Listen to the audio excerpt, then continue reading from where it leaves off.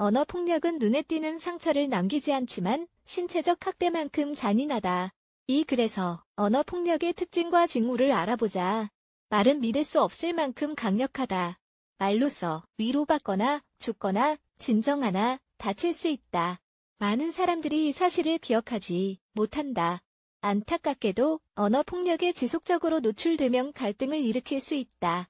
언어폭력은 갈등의 하위 산물이며 주된 희생자는 여성이다. 언어폭력의 목적은 신체적 학대가 아니라 말로 학대하는 것이다. 상대방의 말이 생각과 믿음에 영향을 미치면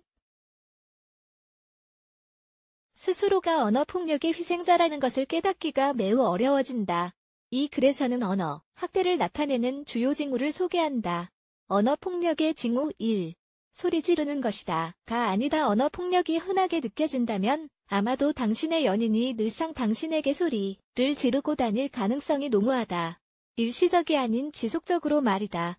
이런 행동들은 피해자가 자신의 신념, 기억력, 온전한 정신을 의심하도록 조종한다. 학대하는 쪽은 신체적으로 해칠 수도 있지만 늘 그렇지는 않는다. 행동이 공격적이지 않다고 해서 비폭력이라고 할 수는 없다. 게다가 학대하는 쪽이 극도로 사랑스러운 방식으로 폭력을 행사할 경우 학대로 인한 영향은 더욱더 강력해진다. 학대를 당하는 사람은 항상 상대방이 화를 내는 순간을 두려워할 것이다. 2.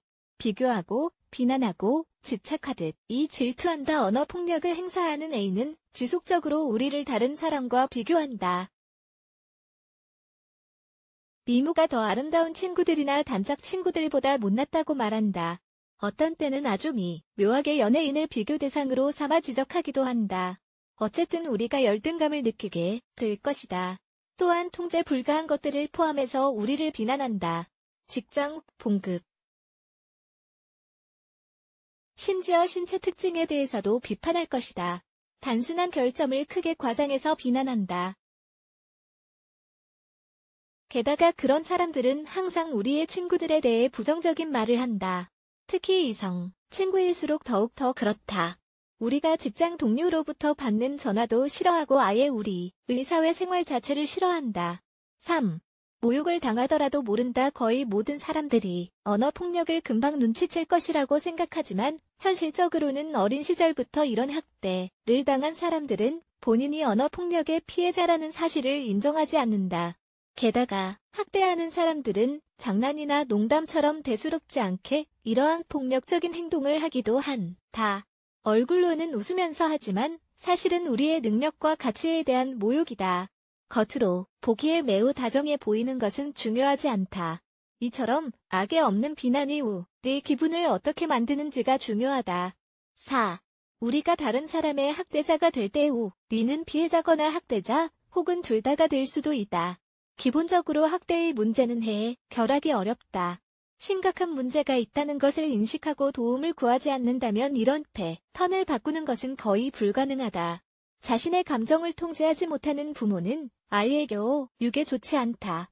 그 아래에서 자란 아이는 감정을 조절하는 법을 모르기 때문에 공격적인 말로 표현하는 사람이 될 수 있다. 반면에 만약 당신이 언어폭력으로 고통받는 관계를 끝내는 데 성공했다면 오히려 당신이 다음 사귀는 사람을 학대할 가능성이 높다. 5. 기분이 어떤가? 각각의 단계에서 연인과의 관계가 발전하기 위해서는 스스로에게 다음과 같은 질문을 던져야 한다. 지금 나의 기분은 어떻지?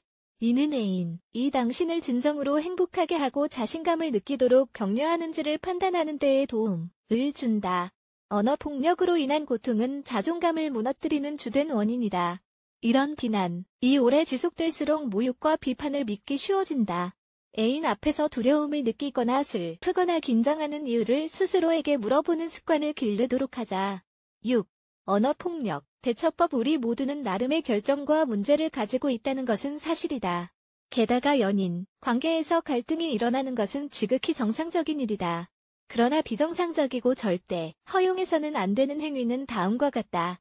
상대방에게 열등감을 느끼게 하는 행위. 물론 상황의 차이가 있지만 절대로 겸손함과 비난의 차이를 눈감아서는 안 된다.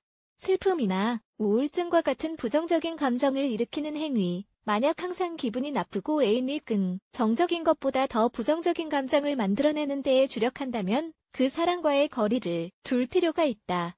만약 스스로가 언어폭력의 희생자라고 생각된다면 그 징후들을 잘 살펴보자.